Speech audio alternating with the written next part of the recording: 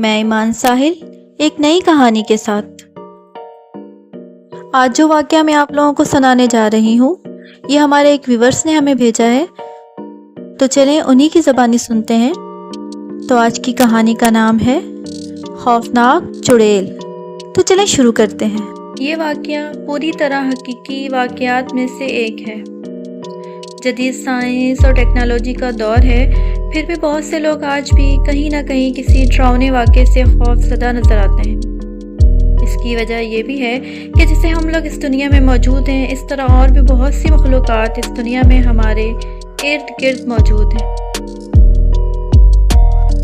ان میں سے کچھ تو وہ مخلوقات ہیں جن کو ہم دیکھ سکتے ہیں، جیسا کہ جانور، چرند پرند، کیڑے مکوڑے، سمندری مخلوقات وغیرہ وغیرہ۔ لیکن کچھ مخلوقات ایسی بھی ہیں جن سے ہم ڈر بھی جاتے ہیں، جیسا کہ جنگلی جانور، شیر، چیتا، بھیڑیا، سانپ، بچھو وغیرہ وغیرہ۔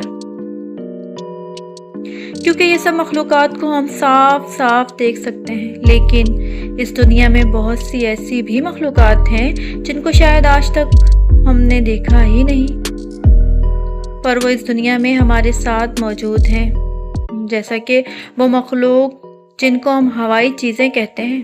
ان میں جنات، چڑیل، چھلاوا، ڈائن اور بدروح شامل ہیں۔ یہ وہ چیزیں ہیں جو کہ زیادہ تر ویران جگہوں پر، خالی پڑے مکانوں میں، پرانے درختوں پر، گندی جگہوں پر اکثر پائی جاتی ہیں، اور جس خالی جگہ پر 40 دن تک سورج کی روشنی نہ پڑے اور لائٹ نہ جلے تو یہ چیزیں وہاں اکثر بسیرا کر لیتی ہیں، کیونکہ ان چیزوں کو ویرانی اور اندھیرا ہی زیادہ پسند ہوتا ہے، تاکہ ان کا کسی بھی انسان سے سامنا نہ ہو، اور جب ہمارا ان سے سامنا ہوتا ہے تو ان کو بھی اتنا ہی برا لگتا ہے جتنا کہ کوئی اگر ہماری جگہ پر قبضہ کرے تو ہمیں برا لگتا ہے۔ اس وجہ سے یہ ہمیں وہاں سے ڈرا کر بھگانے کی کوشش کرتی ہیں، تاکہ ہم اس جگہ کو چھوڑ دیں اور وہ اپنا بسیرا قائم رکھیں۔ اور دوستوں، ان میں بہت سی اقسام ہوتی ہیں، جن میں سے کچھ تو انسان کو صرف ڈراتی ہیں، اور کچھ ایسی بھی ہیں جو کہ انسان کو نقصان بھی پہنچا دیتی ہیں۔ اور ایسی چیزیں اکثر ہمیں اکیلے میں ہی ڈراتی ہیں، جیسا کہ ہم جب اکیلے کسی سنسان جگہ سے گزرتے ہیں تو اچانک سے اس جگہ پر کسی خوفناک آواز کے آنے سے ہمارے رونگٹے کھڑے ہو جاتے ہیں، تو اس کا مطلب ہوتا ہے کہ آپ اس چیز کی حدود میں سے گزر رہے ہوتے ہیں۔ اور یہ ضروری نہیں کہ وہ جگہ صرف گھر سے باہر ہی ہو، بلکہ یہ جگہ کوئی بھی ہو سکتی ہے، جیسے کہ آپ کا گھر کا کوئی ایسا حصہ جہاں پر آپ رات میں کم ہی جاتے ہیں، اسٹور روم، بیسمنٹ، چھت وغیرہ وغیرہ۔ تو کبھی کبھی ہم ان کو دیکھ نہیں پاتے، لیکن ان کو محسوس ضرور کر لیتے ہیں، اور کبھی جب ان میں سے کوئی ایک چیز بھی ہمارے سامنے رونما ہو جائے تو ہم بہت زیادہ ڈر جاتے ہیں، کیونکہ ہمارا ان چیزوں سے کبھی واسطہ نہیں پڑا ہوتا۔ تو اس وجہ سے ان کو اپنے سامنے دیکھ کر ہم بہت زیادہ ڈر جاتے ہیں اور ہوش کھو دیتے ہیں۔ تو دوستو، میرے ساتھ بھی کچھ ایسا ہی ہوا۔ میں بھی دوسرے لوگوں کی طرح ان چیزوں پر یقین نہیں رکھتا تھا، جبکہ ان چیزوں نے ہمارے ایک پرانے بیسمنٹ میں قبضہ کیا ہوا تھا، اور مجھے تب اچھی خاصی ہوش تھی جب میرے بابا کے ایک دوست عالم صاحب نے ان چیزوں کا خاتمہ کیا تھا اس بیسمنٹ سے، اور اس کے بعد بھی بہت سارے واقعات میری آنکھوں کے سامنے ہو چکے تھے، لیکن میں وہ سب بھول کر پھر سے اس بات پر قائم ہو گیا تھا کہ اب ایسا ویسا کچھ نہیں ہے، کیونکہ میں ان واقعات سے ابھر آیا تھا، اور اب میں خود کو ایک بہادر انسان سمجھتا تھا، اور یہی چیز میں اپنے دوستوں کو سکھانا چاہتا تھا۔ جب بھی کوئی دوست مجھے ان چیزوں کے بارے میں بتاتا تو میں اس کا مذاق اڑایا کرتا تھا۔ میں اس کو کہتا، تم بہت ہی بڑے ڈرپوک ہو، ایسا ویسا کچھ نہیں ہوتا، یہ چیزیں پرانے دور میں ہوتی تھی، اب نہیں۔ اور پھر ایک بار میں دوستوں کے ساتھ سینما گیا، 9 سے 12 کا شو دیکھا، اور سب دوست سینما سے باہر نکل آئے۔ تبھی میرے ایک دوست نے کہا، یار دیکھو تو دھند اتنی نیچے تک آ گئی ہے کہ کچھ نظر ہی نہیں آ رہا، کیونکہ دسمبر کا مہینہ تھا اور سردی بہت ہی زیادہ تھی، اس لیے سینما سے نکلتے ہی میرے تو دانت آپس میں بجنے لگے تھے۔ دھند اتنی شدید تھی کہ حد نگاہ صرف 10 قدم ہی رہ گئی تھی۔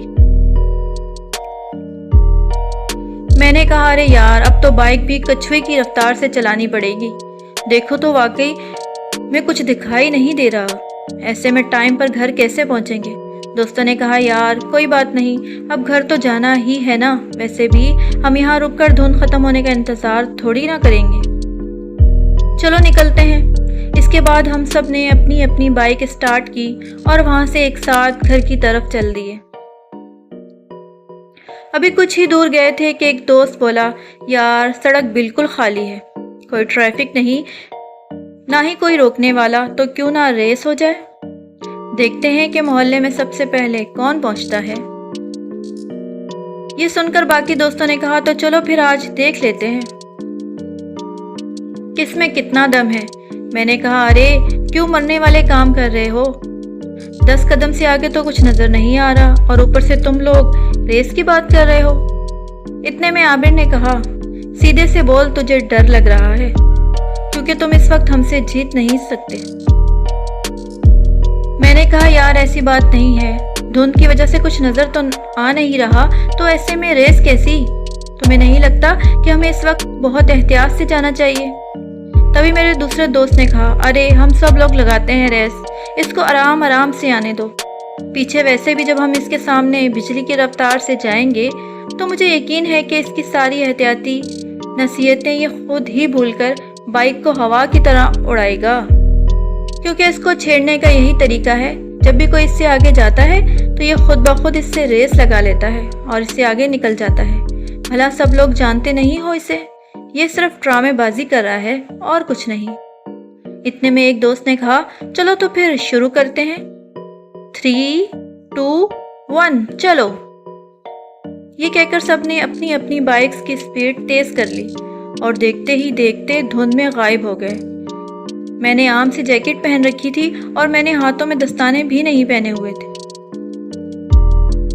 جس کی وجہ سے میرے ہاتھ پوری طرح سردی سے ٹھنڈے ہو گئے تھے۔ مجھے بہت ہی زیادہ ٹھنڈ لگ رہی تھی، اس وجہ سے میں نے اپنی بائک کی سپیڈ آہستہ ہی رکھی کیونکہ میں سردی سے کانپ رہا تھا، اس وجہ سے میں بہت زیادہ سلو ہو گیا تھا۔ اب پوری سڑک ویران تھی اور میں اکیلا ہی اس سڑک پر پاگلوں کی طرح جا رہا تھا۔ اب میں بہت پریشان ہو رہا تھا کیونکہ سڑک پر بہت سناٹا تھا، بہت ہی دیر بعد کوئی ایک آدھ گاڑی یا بائک پاس سے گزر جاتی، اس کے بعد سڑک پھر سے ویران۔ میں چپ چاپ بس چلتا جا رہا تھا اور ایسی خاموشی تھی کہ مجھے سوائے میری بائک کی آواز کے اور کسی کی آواز سنائی نہیں دے رہی تھی۔ میں چلتے چلتے ایک موڑ پر جا کر رک گیا۔ یہ ایک شارٹ کٹ راستہ تھا، اس شارٹ کٹ راستے کا نام ٹھنڈی سڑک تھا کیونکہ سڑک کے دونوں اطراف میں بڑے بڑے درخت لگے ہوئے تھے۔ دونوں اطراف کے درخت اس طرح اس سڑک پر جھکے ہوئے تھے کہ جیسے اس سڑک پر کسی نے بانسوں کی چھت ڈالی ہو، اور سورج کی روشنی بھی بہت کم ہی اس سڑک پر پڑتی تھی۔ بس یوں سمجھ لو یہ سڑک ایک بہت بڑی سرنگ کی طرح تھی جو درختوں سے پوری طرح ڈھکی ہوئی تھی۔ میں نے سوچا اگر میں بانسوں والی سڑک سے جاؤں تو جلدی ہی اپنے دوستوں تک پہنچ جاؤں گا، کیونکہ میرے دوستوں نے جانا تو دھرم پورہ ہی ہے، وہ سیدھا مال روڈ کی طرف سے دھرم پورہ جائیں گے، میں ان کے پاس پہنچ جاؤں گا۔ لیکن اس کے ساتھ ساتھ میں تھوڑا گھبرا بھی رہا تھا کیونکہ یہ سڑک پہلے ہی عجیب و غریب واقعات سے بہت بدنام تھی۔ بہت سے لوگوں سے میں نے اس سڑک کے بارے میں سنا تھا کہ اس راستے پر بہت سی ہوائی چیزوں کا بسیرا ہے۔ ان کا یہ بھی کہنا تھا کہ جو بھی رات 7 بجے کے بعد اس سڑک سے گزرتا ہے اس کے ساتھ ضرور کچھ انہونی ہو جاتی ہے۔ کافی لوگ تو اس سڑک سے دن کے وقت بھی نہیں گزرتے تھے کیونکہ وہ اس سڑک کو لے کر بہت ڈرے ہوئے تھے، کیونکہ اس سڑک کے دونوں اطراف میں کوئی آبادی نہیں تھی، بس کچھ جنگل نما جھاڑیاں اور بانس کے درخت ہی تھے۔ بس کچھ دور جا کر ایک سائیڈ پر پرانا سا کالج تھا، پر اس کالج میں جانے کا راستہ بھی نہر والی سائیڈ پر تھا، یعنی سڑک پر صرف کالج کے پیچھے والی دیوار ہی تھی، اور رات 7 بجے کے بعد یہاں سے کوئی نہیں گزرتا تھا، جبکہ میں تو تقریباً رات 12:38 کے قریب اس سڑک پر کھڑا تھا۔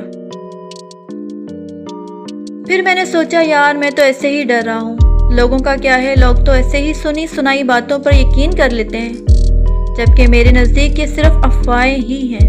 یہ سوچ کر میں اس سڑک پر چل پڑا اور آہستہ آہستہ بائک چلاتا ہوا آگے بڑھنے لگا۔ सड़क पर धुंध और भी ज़्यादा थी, बस बाइक की लाइट में ही थोड़ा बहुत नज़र आ रहा था। मैं अभी थोड़ा दूर ही गया था कि मुझे ऐसे लगा कि सड़क की बाईं तरफ कोई सफ़ेद कपड़े पहन कर खड़ा है, लेकिन मुझे साफ दिखाई नहीं दे रहा था। मैं बाइक की स्पीड बिल्कुल कम करके चल रहा था। बाइक की लाइट इस सफ़ेद कपड़े वाली चीज़ की तरफ डाली तो देखा कि सड़क के बाईं तरफ एक बहुत ही खूबसूरत और दिलकश सफ़ेद लिबास पहने एक औरत खड़ी है। इसके काले घुंघराले लंबे लंबे बाल थे जो कि इसने खुले छोड़े हुए थे। इसका चेहरा बहुत ही पुरकशिश और खूबसूरत था। इसने बहुत सारी ज्वेलरी पहन रखी थी। ऐसा लग रहा था कि ये किसी अमीर तरीन घराने से ताल्लुक़ रखती है। फिर मैंने सोचा कि यार, रात का 1 बजने वाला है, ये औरत इस टाइम यहाँ क्या कर रही है? या फिर ये कोई डाकुओं के साथ मिली हुई है? औरत जो लिफ्ट लेने के बहाने लोगों को लूट लेती होगी, इसके साथ ही आसपास ही छुपे होंगे। मैंने बाइक की स्पीड और ज़्यादा स्लो कर ली। मैं बहुत धीरे धीरे ये सब सोचता हुआ इसकी तरफ बढ़ रहा था। जब इसके और मेरे बीच सिर्फ 10 कदम का फासला रह गया तो मैंने बाइक सड़क के दाएं तरफ कर ली और रोक ली, जबकि वह सड़क की बाएं तरफ ही खड़ी थी। मैंने सोचा अगर मेरे साथ कुछ भी बुरा होने लगा तो मुझे भागने में आसानी रहेगी। इस वजह से बाइक मैंने स्टार्ट ही रखी। मैंने दूर से ही बाइक पर बैठे हुए इसको पूछा, कौन हो तुम? इसने मुझे कोई जवाब नहीं दिया। मैंने सोचा शायद इसको मेरी आवाज़ सुनाई नहीं दी। मैंने 4 कदम बाइक और आगे ले ली और फिर से थोड़ा ऊंची आवाज़ में कहा, कौन हो तुम? और यहाँ क्या कर रही हो? लेकिन इसने फिर से कोई जवाब न दिया। अब मैं थोड़ा घबराने लग गया था क्योंकि मैं सोच रहा था कि ये जो मुझे जवाब नहीं दे रही, इसका मतलब ज़रूर कोई ना कोई गड़बड़ है। इसके साथ मैं इधर उधर भी देख रहा था कि कहीं इसके साथी तो नहीं आ रहे। मैंने आखिरी बार ऊंची आवाज़ में कहा, देखो अगर तुमने अब भी जवाब ना दिया तो मैं फिर जाने लगा हूँ। तो इसने अचानक से रोना शुरू कर दिया और रोते हुए बोली, मैं बहुत ही मुश्किल में हूँ। मैं अपने शौहर के साथ अपने रिश्तेदारों की शादी की तकरीब से वापस आ रही थी कि अचानक से हमारी बाइक पंचर हो गई और हम पैदल चल रहे थे कि मैं थक गई। तो मेरे शौहर ने मुझसे कहा, तुम यहाँ रुको, मैं जल्दी ही कहीं से पंचर लगवा कर लाता हूँ। मैं तब से यहाँ खड़ी हूँ पर मेरा शौहर अभी तक लौट कर नहीं आया और इस सुनसान जगह पर मुझे बहुत डर लग रहा है, कहीं कोई चोर डाकू मुझे कोई नुकसान ना पहुँचा दे, और इस वजह से मुझे बहुत रोना आ रहा है। इसकी बातें सुनकर मेरे दिल में रहम आ गया। मैं बाइक से उतरकर इसकी तरफ गया। फिर मैंने कहा, देखिए आप रोएं मत, मुझे ये बताएं कि आपका शौहर किस तरफ गया है? तो इस औरत ने धर्मपुरा की तरफ इशारा करते हुए कहा, वो उधर की तरफ गए हैं। तो मैंने इस औरत से कहा, अगर आपको बुरा ना लगे तो आप मेरे साथ बैठ जाएं, मैं आपको धर्मपुरा उतार दूंगा। फिर आप इधर से अपने घर चली जाना क्योंकि धर्मपुरा में इस टाइम भी आपको रक्षा वगैरह मिल ही जाएगा। वैसे भी मैं भी धर्मपुरा ही जा रहा हूँ, तो अगर जाना है तो बताएं। इस औरत ने अपनी आंखों से आंसू पोंछते हुए कहा, आपको बहुत बहुत शुक्रिया, आप मुझे बस रिक्शे तक ले जाएं। मैं वापस बाइक की तरफ गया और बाइक स्टार्ट करके इसके पास ले गया। वो बाइक पर बैठ गई। फिर हम वहाँ से चल पड़े और अचानक से मुझे बहुत ज़्यादा ठंड लगने लगी। मैं कांपते हुए बाइक चला रहा था। हम दोनों बिल्कुल खामोश थे, लेकिन मैं बहुत खुश था कि मेरे साथ बहुत खूबसूरत औरत बैठी हुई है। ऐसे में इससे दोस्ती करने का मौका भी मिल जाएगा। हो सकता है कि ये बेस्ट फ्रेंड बन जाए। तो मैंने सोचा कि इससे कोई बातचीत ही कर लूँ। मैंने इसको अपने बारे में बताया कि मेरा नाम कामरान है और हम फलां जगह रहते हैं। आज मैं फलां फिल्म देखकर आया हूँ। लेकिन वो खामोशी से बैठी मेरी बातें सुनती रही, पर इसने मुझसे कोई बात नहीं की। अब मैं सोच रहा था शायद इसने मुझे कोई घास नहीं डाली, और खामोशी से बाइक चलाता रहा। और थोड़ी देर के बाद मैंने इससे पूछा, आपका नाम क्या है और आप कहाँ रहती हो? लेकिन इसने कोई जवाब नहीं दिया।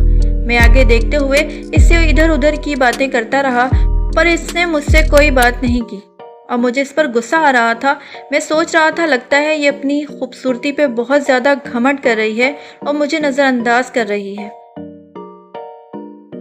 मैंने कहा, देखो मैं नहीं जानता कि तुम मेरी बात का जवाब क्यों नहीं दे रही, लेकिन कुछ तो बात करें। मुझे लगता है कि मैं खुद से बातें करता जा रहा हूँ اب کچھ بولو بھی۔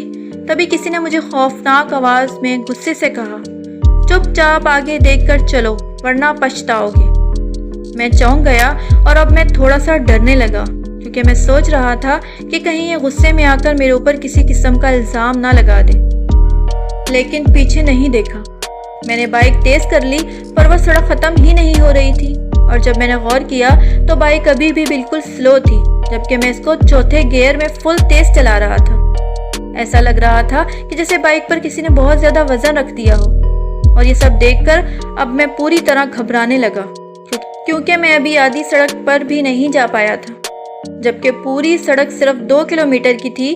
میں پوری طرح سے بائک کو بھگانے کی کوشش کر رہا تھا کہ اتنے میں میرے پیچھے سے زور زور سے سانس لینے کی آواز سنائی دینے لگی، جیسے کوئی میرے کان کے پاس ہی کوئی تیزی سے سانس لے رہا ہے۔